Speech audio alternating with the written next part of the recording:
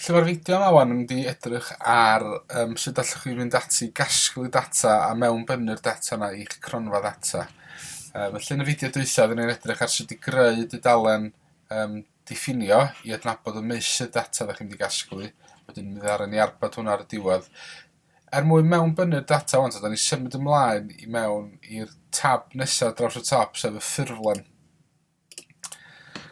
Be mae'r ffurflen yma'n galluogi chi wneud, chi'n gweld yn syth bint, a dyma'r meysydd da ni wedi adnabod ar tab diffinio, enw, oed, safle, taldra, dros 50 cap a llun.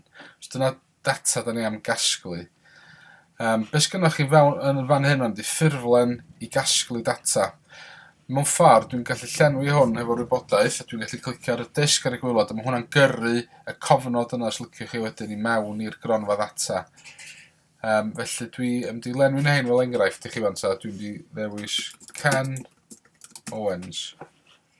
Heb edrych, dwi'n siŵr iawn beth i oed, os o'n i'n ei ddweud bod o'n 30. Be di safle Ken? Mae Ken yn fachwr. Dwi'n mynd i'r rhestr, dwi'n mynd i ddewis bachwr. So chi'n cofio yn y fideo dwytha, oedden ni'n edrych ar be di manteision defnyddio'r rhestr.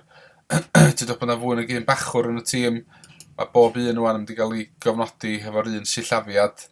Mae cyn y blaen. Taldra, so ni'n dweud bod Ken yn 182 cm.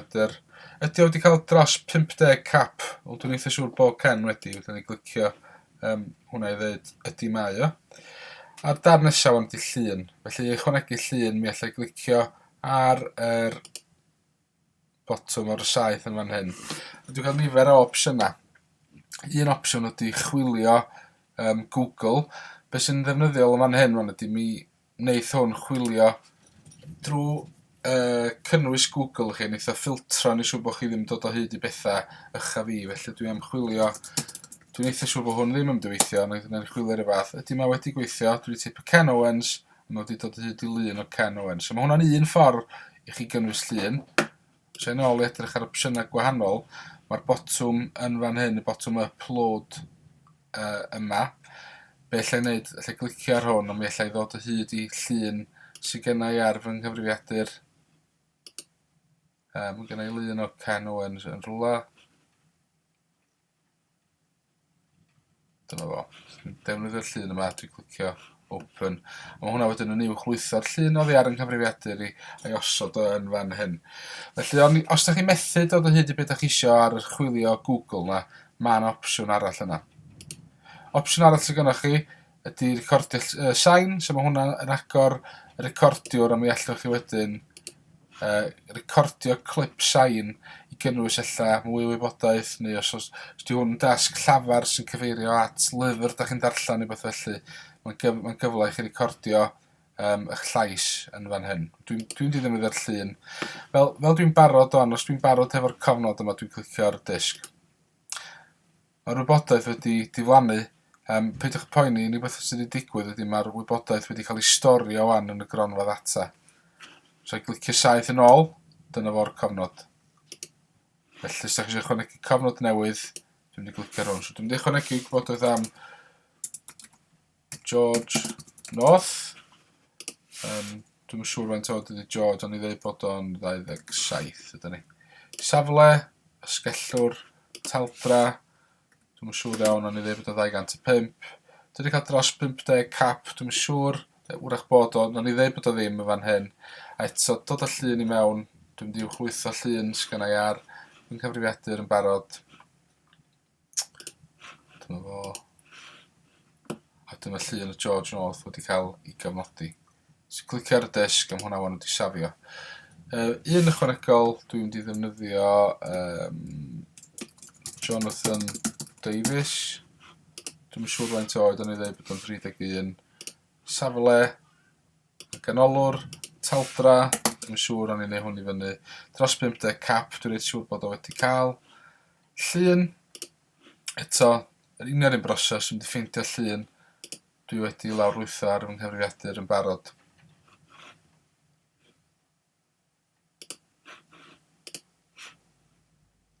Dyna fo'r llun yn fanna wedyn.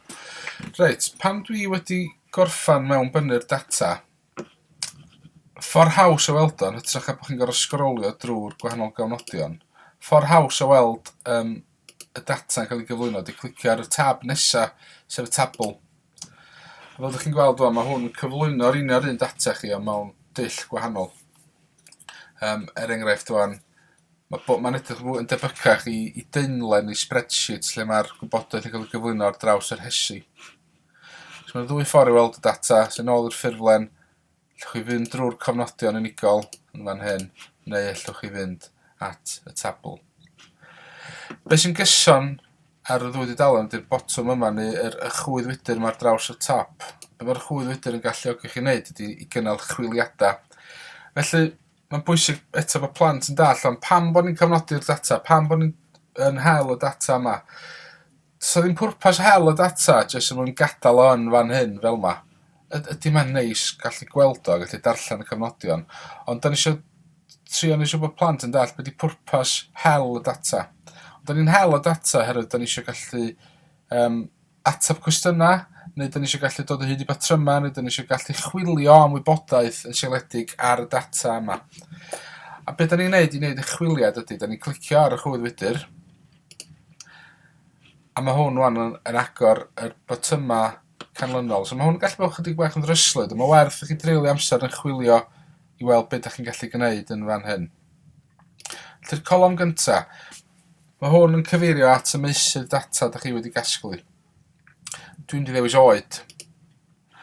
So dwi'n mynd i chwilio am wybodaeth. Y cwestiwn dwi'n mynd i ateb fan hyn. Sawl chwaraewr sy'n chwarae i Gymru sydd yn hŷn na 29, sy'n fwy na 29 mlwydd oed? Felly dwi'n dewis oed, a dwi'n mynd i ddewis yn y golofn nesaf wan, mae gennau'r symbola, so eto mae'n gyfle i chi ail ymweld ar y symbola yma hefo eich disgyblion. Dwi'n mynd i ddewis yn fwy na, mae'r cwestiwn yn gofyn, sawl chwaraewr sy'n chwarae i Gymru sy'n fwy na 29 mlwydd oed, so dwi'n clicio yn fwy na. Ac yn fan hyn, dwi'n mynd i roed y gwerth.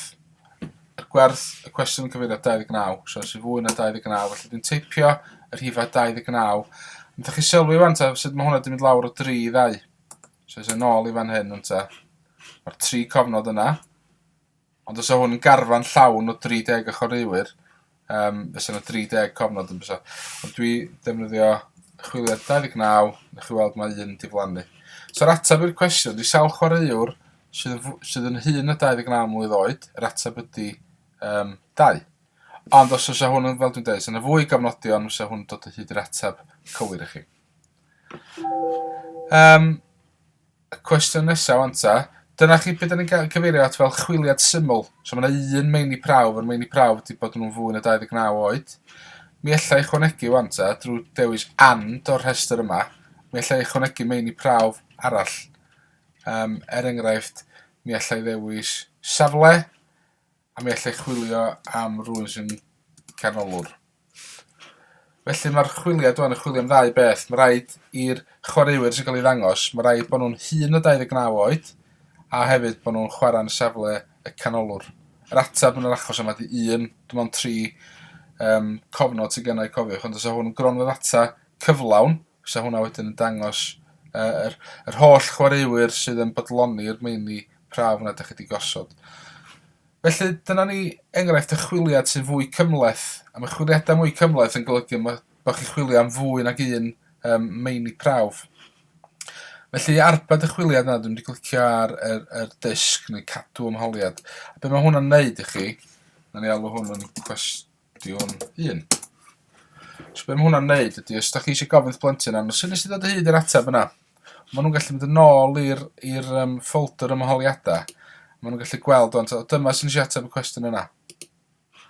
Felly maen nhw'n gallu dangos i chi'n union sut maen nhw wedi dod i'r canfyddiad neu'r canlyniad yna. Felly dyna sut ydych chi'n cynnal chwiliadau syml a chwiliadau sy'n fwy cymleth. Be da ni eisiau gwneud yn siŵr ond ydy bod plant yn dall pam bod nhw'n gwneud y math yma chwiliadau. Be di mantais, pam bod ni'n gorfod chwilio i weld sawl chwaraewr sy'n hŷn na 29 oed, enghraifft o'n ta. Enghraifft allai rannu fo chi'n fan hyn, da ni eisiau gwybod pam bod ni'n chwilio am wybodaeth. Enghraifft, da ni'n trio gweld mae Cymru chwarae Ffrainc dros penwythnos. Da ni eisiau gweld pwy sy'n mynd i ennill y gem.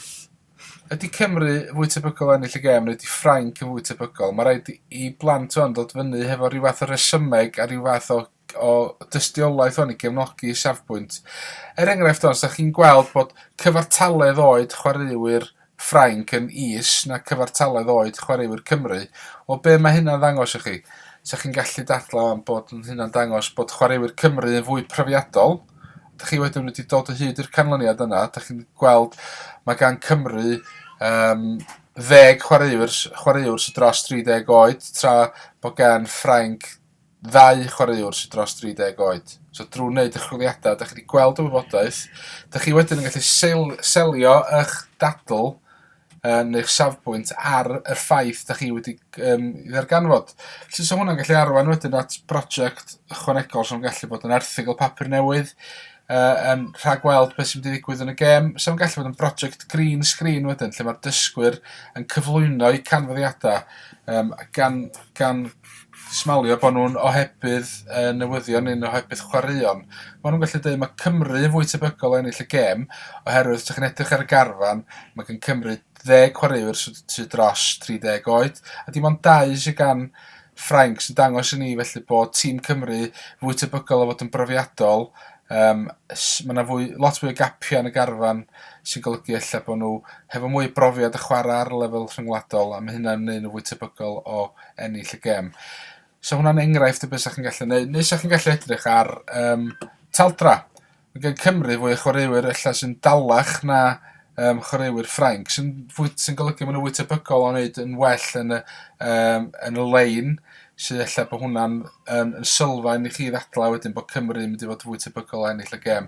So drwy rhoi pwrpas i'r math yma o dasg, mae yna sbartyn allwch chi ddefnyddio yn hwyrach mewn tasg gwahanol. So hwn yn gallu bod yn gronfa ddata'n edrych ar y gwledydd oedd yn ymladd yn yr ail ryfel byd. So chi'n gallu edrych ar nifer o awyrennau oedd gynnu nhw, nifer o longad yn eu llynges nhw, nifer o filwyr oedd gynnu nhw i ymladd ac yn y blaen. So chi wedyn yn gallu defnyddio'r wybodaeth yna i ragweld be fysa canlyniad y rhyfel, neu pwy sef fwy tebygol o lwyddo'n y rhyfel yn seledig ar y data oedd y plant wedyn yn gallu i ddarganfod o fewn y gronfa ddata yna. Felly mae'n bwysig bod yna bwrpas iddo fo. Sa'r pwrpas yn gallu bod mor syml fel ni'n dweud, ateb set y gwestiynau am garfan rygbi Cymru, neu sef yn gallu bod yn rhyw fath o sialen sydd ddod o hyd i sylfaen i ddadl neu i ryw safbwynt o ran pwy sy'n mynd i ennill pa gêm.